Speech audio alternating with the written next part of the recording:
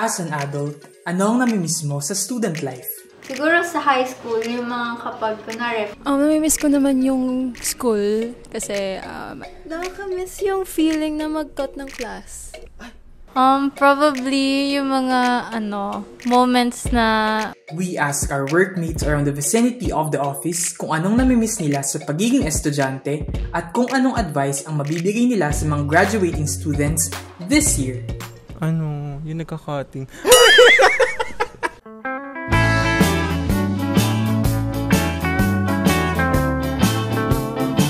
Hello and welcome to Metro Viral! I'm Orkin and this is Excuse Me Po! Isang segment kung saan magtatanong kami tungkol sa kung ano-ano sa kung saan-saan. Kaya, handa na ba kayo? Tara, samahan niyo ko!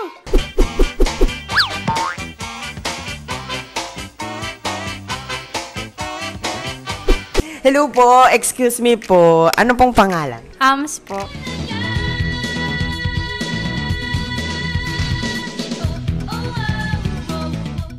Saan po kayong school graduate at anong course? I graduated from Adamson University. Course ko was Communication Arts. Shy po.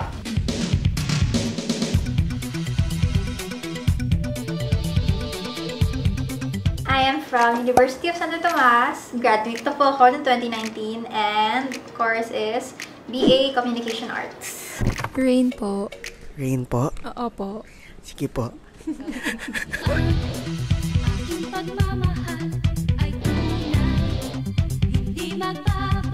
Saan po kayong school graduate at anong course? PUP po, Broadcasting. Broadcasting. Laura.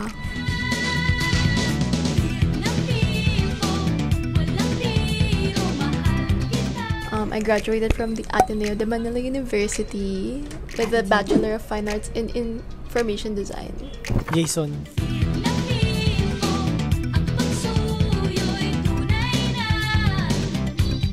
Undergrad sa Emilio Aguinaldo College. Respiratory Therapy. Ooh! Pangalan? Ano ba yan? Ang tagal naman nito sumagot! James po.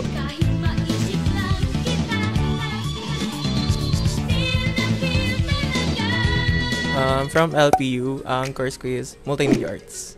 Gel.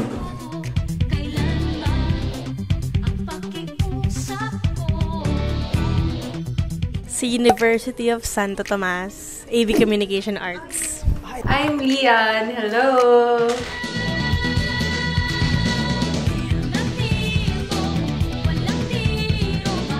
I am from University of Santo Tomas, same with Shai. Okay. Batch 2020, AV Communication Arts. Ay, bongga!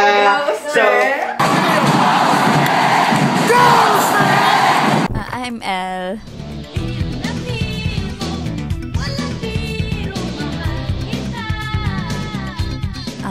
I'm from Colegio de San Juan de Letran, Manila. Major in Broadcasting. Nonchalant. Nonchalant. Hi, I'm Jomer.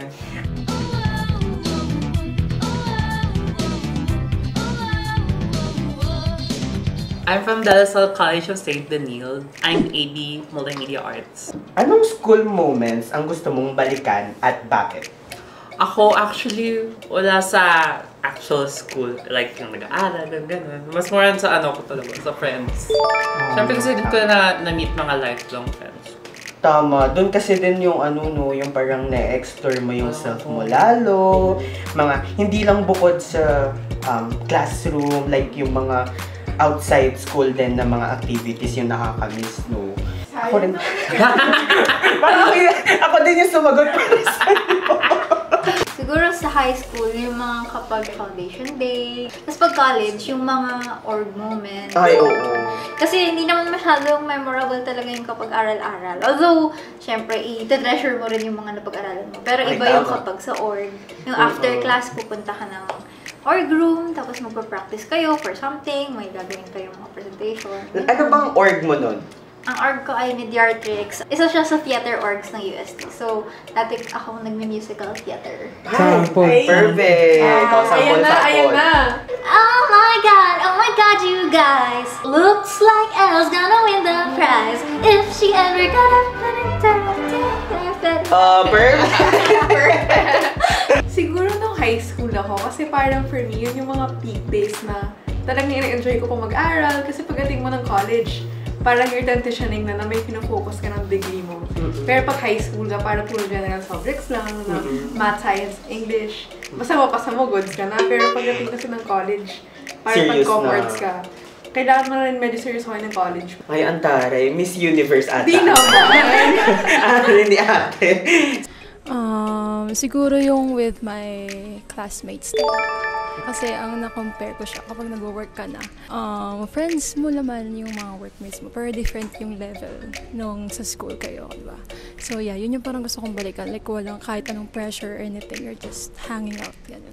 Namimiss ko naman yung school kasi I take pride sa PUP. Naging masaya talaga yung college life ko doon. Lalo na sa college namin sa communication. And yeah, and dahil broadcasting kami, mix of outside activities and inside. So, miss ko siya both. Yeah. I think yung pinaka tumatatak lang sa akin yung mga slow days sa amin. Kasi yun yung mga moments na parang gusto lang namin mag-chill after ng kunwari, yung mga medyo mabibigat na quizzes or mga exams. Tapos after nun, gusto lang namin mag-chill somewhere sa lounge namin and sa mga parts ng school namin. Siguro yung pinaka namimiss ko is yung org life ko. Org life din. Ay, may sumagot ano? Oo, meron na din sumagot. Sila shy. Kasi iba daw yung moments kapag nasa org talaga. Oo, kasi hindi ka lang nakukulong dun sa block mo. So, marami kang may meet na iba't ibang tao from different colleges. So, na-expand yung connections mo. And marami ka natututunan na learnings. Ganun. Anong org mo?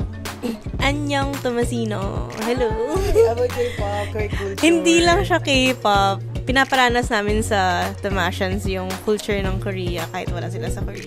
Taray, may ganun palang org. So, ganun din yung inahanap kong org sa FEU. Actually, wala kaming ganun sa FEU. Hey, sana this time meron na mag-enroll ako. Yung nagka-cutting. Yung during orgs ko. Yung org life. Yeah. Anong org mo? Multimedia Arts for Innovative Artists. Parang bago sa tenga ko. Ano po yung org na yun? It's a group of multimedia people from Malaysia and Philippines University. Mostly nag-host kami ng art exhibits. Siguro yung mga foundation day. Foundation days. Kasi yun yung mga time na lumalabas kayo outside na hindi puro academics yung iniisip, no? Nakaka-miss yung feeling na mag-cut ng class. Kasi parang sobrang Parang kayo ng utak. sobrang liberating ng feeling. Like, you feel like meron kang control sa buhay mo kasi hindi mo pupuntahan yung class mo. And then, malaman mo na lang na may quiz na pinagawa. Tapos, after yung semester, malaman mong pinerfect ka rin ng prof. Probably yung mga, moments na may activities kami sa orgs. Kasi very active ako sa orgs. I used to be a part of the student council ng course namin and like radio station, campus radio station ng school. Actually, ang dami yung sumagot na namimiss nila yung org life. It's where I learned a lot of stuff na mas nagagamit ko ngayon, like in my adult life. Oh, nahuli kita. Isa ka sa mga nanonood na hindi nakasubscribe sa aming YouTube channel. Make sure nakasubscribe kayo sa aming YouTube channel. Nakapindot sa aming notification bell para updated kayo sa mga latest uploads namin. Let's go. So, for my last question, magbigay ka ng isang helpful tip para sa mga students ngayon at sa mga graduating na. For me, what helped me the most during my college days was entering a lot of workshops. Kasi mas magagamit nyo yun in your real life or kung saang field nyo gusto. Kaya mas nagamit ko siya. Helped me to gain experience and insight sa kung anong field yung pinagtatrabahuhan ko now. I-enjoy nyo lang kasi mamimiss nyo. Siguro may times na parang, ay, ayoko na mag-aral or ayoko ng thesis, pero kasi yung kunwari thesis, mabilis lang yan. Kapag natapos mo na, parang makakahinga ka na ulit. So, i-enjoy mo lang yung student life mo. Kasi kapag dumaan na yan, mapifeel mo na yung pagka-adult mo. Tama. Dahil dyan, pa-enroll kita ulit. Sa mga nag-aaral pa ngayon, take it easy lang, pero make sure you balance both. Kasi once na mag-graduate ka na, mabilis na lang talaga yung panahon na hindi mo papansin na, 1 year ka na pala nag-work. At the same time, yung mga graduating, apply lang kayo ng apply, don't give up. And matuto kayo mag-test kasi in every workplace, it's not really easy. Pero once makuha niyo na yung passion nyo, tuloy-tuloy na siya. Stay maganda lang, pretty lang, ganda lang talaga. Yun lang yung motto. Kaya pretty stays forever. Hi, perfect. Tama. Pretty lang. Siguro sa mga nag-aaral pa lang, first, i-enjoy nyo lang. Kasi kapag nag-work na kayo, mahirap talaga siya. Like, yun yung totoong mundo. Pero sa mga graduating naman, allow yourself to be lost. Nandun yung pressure na malaman mo agad kung anong gagawin mo in life. Pero sa mga gagraduate dyan, allow yourself na maguluhan, ma-stress kung ano bang gagawin nyo sa buhay nyo kasi it's part of it. Enjoy nyo lang talaga yung college life. Lalo na kasi naabutan ako ng pandemic. So, nagkaroon talaga ng big gap talaga sa amin na parang namimiss namin yung moments na magkakasama kami sa school. Enjoy nyo lang yung mga major nyong subjects, lalo na sa field nyo or dun sa program nyo kasi yun yung moments na talagang ma-enjoy nyo or ma-miss nyo pag nagtrabaho na kayo kasi yun yung parang walang pressure pero ine-enjoy nyo na humawak ng cam, yung mga productions, kahit wala na kayong tulog pero masaya pa din. Yun talaga yun. Siguro ang mabibigay ko lang na tip is huwag nyo i-pressure yung sarili nyo. Kasi minsan lang kayo maging estudyante and iba pa yung totoong mundo na naghihintay sa inyo outside. Huwag ka ma-pressure and enjoy mo lang yung college life mo. Surround yourself with mga taong gustong makita kang manalo tsaka mag-succeed sa buhay. Okay na yun para maging fuel mo sa future. School isn't everything, pero kung masaya kayo doon, edi good. But always find time to experience life outside of school. Hi, I'm Arkin.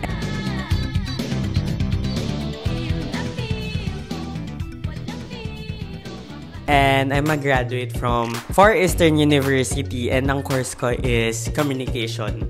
Namimiss kong school moments is yung mga outside activities sa school, like yung mga galas with friends, may slow days sa classroom, parang may free time. Yun yung mga namimiss ko, yung mga bonding namin ng mga kaklase ko and mga friends ko. And sa mga students, make sure na organize yung mga bagay-bagay nyo. Kasi, promise, yung pagiging organized nyo, madadala nyo yan hanggang sa trabaho. And sa mga graduating naman is explore. Like, explore kahit alam mong kinakabahan ka, lumabas ka sa comfort zone mo. Kasi, doon mo makikilala yung sarili mo. And yung pagiging true to yourself is yun din ang key mo pag naghahanap ka ng trabaho. Kasi, most of the companies are personality din ang kanilang tinitignan. Ayan, narinig na natin yung mga tip ng MV Squad sa mga estudyanteng gagraduate ngayong taon.